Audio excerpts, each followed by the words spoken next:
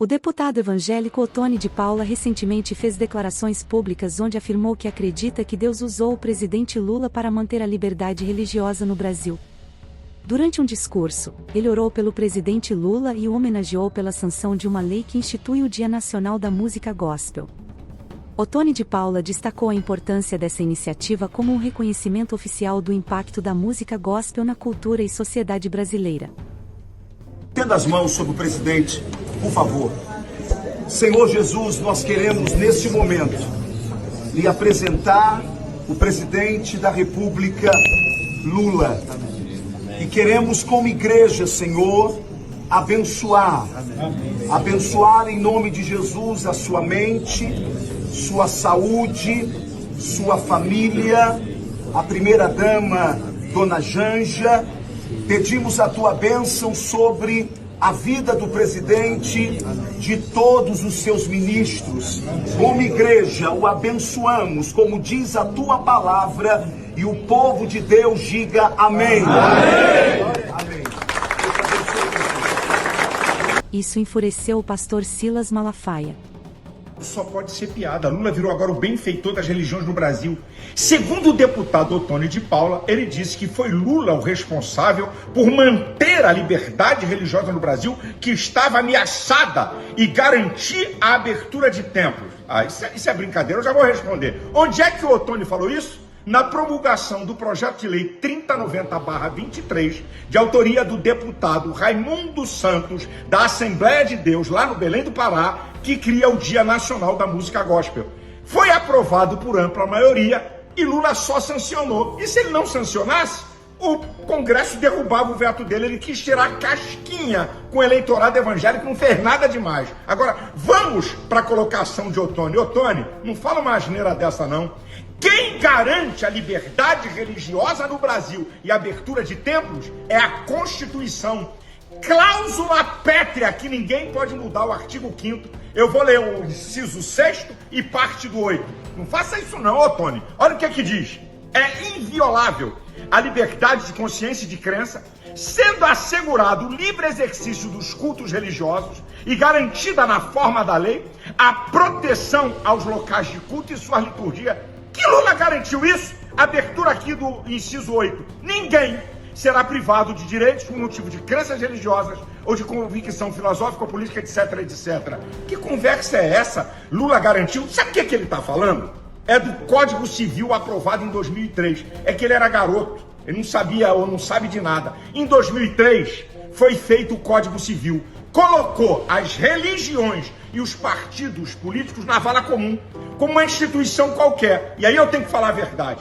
O deputado Walter Pinheiro, que na época era líder do PT, membro da Igreja Batista em Salvador, juntamente dos senadores Magno Malta e Marcelo Crivella, lutaram como leão. Junto deles, lideranças evangélicas, eu estava lá, somados à liderança da Igreja Católica, CNBB, e mais a Federação Espírita. Quem é que aguenta uma pressão dessa? E aí foi mudado o código, não foi Lula que mudou, foi mudado, dando um regime especial à personalidade jurídica de partidos políticos e de agremiações religiosas. Lula só promulgou. Que conversa fiada é essa, Ottoni? Tem vídeos recentes seus chamando o Lula de ladrão, metendo o pau na corrupção do PT, esculhambando. O que está acontecendo, Ottoni? Para um discurso absurdo e errado como esse, não é possível. O deputado Ottoni de Paula responde Silas Malafaia dizendo isso. Eu quero com esse vídeo me dirigir respeitosamente ao pastor Silas Malafaia. E eu falo respeitosamente porque o senhor se acostumou a dirigir-se a seus irmãos, a seus admiradores, que eu sempre fui de forma deselegante e desrespeitosa. Se tornou um estilo do senhor. Esse ataque pessoal, esta diminuição do outro, mas não tem nenhum problema. Talvez o senhor entenda que é assim que o senhor tem que se comportar. Mas eu vou me dirigir respeitosamente ao senhor, pastor Silas. Pastor Silas, aqui não tem nenhum garoto, aqui não tem nenhum menino. Na verdade, o senhor não estava lá no Palácio do Planalto e o senhor não viu o contexto de toda a minha fala. Eu comecei dizendo ao presidente Lula e rememorando que ele sancionou a lei que passou-se a ser conhecida como a Lei da Liberdade Religiosa e foi sancionada no Palácio do Planalto com a presença de várias lideranças. Eu disse a ele que Deus, o Deus dos céus, sempre se utilizará dos homens. Assim como ele se utilizou de Ciro, o rei da Pérsia, lembra disso? E eu disse, presidente Lula, Deus se utilizou também de Vossa Excelência, quando em 2003, Vossa Excelência sancionou o projeto de lei que passou a ser conhecido como projeto de lei da liberdade religiosa, ou a lei que garantia a liberdade religiosa. Bem, se a liberdade religiosa já estava garantida na cláusula pétrea da nossa Constituição, e isto é verdade, por que do receio que nós todos tivemos, e eu era menino realmente naquela época, por que do receio que todos os líderes tiveram? É porque, de alguma forma, devido ao novo Código Civil, estava sim ameaçada a nossa liberdade religiosa. Conforme o senhor mesmo disse, a igreja estava sendo jogada em vala comum. A partir do sancionar daquela lei, que foi uma luta não do governo Lula, realmente, mas foi uma luta que envolveu a todos, inclusive parlamentares do PT, e o senhor sabe disso. Bem, naquele momento, foi pelas mãos do presidente, do então presidente Lula, que poderia ter vetado, mas não vetou. E o gesto de não vetar também é um gesto louvável, também é um gesto político.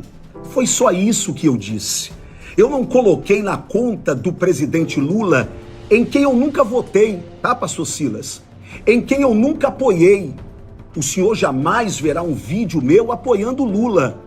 E Lula sempre foi Lula, pastor Silas. E o PT sempre foi PT, pastor Silas. Não se tornou Lula de um tempo pra cá. Não se tornou PT de um tempo pra cá. O PT sempre foi PT.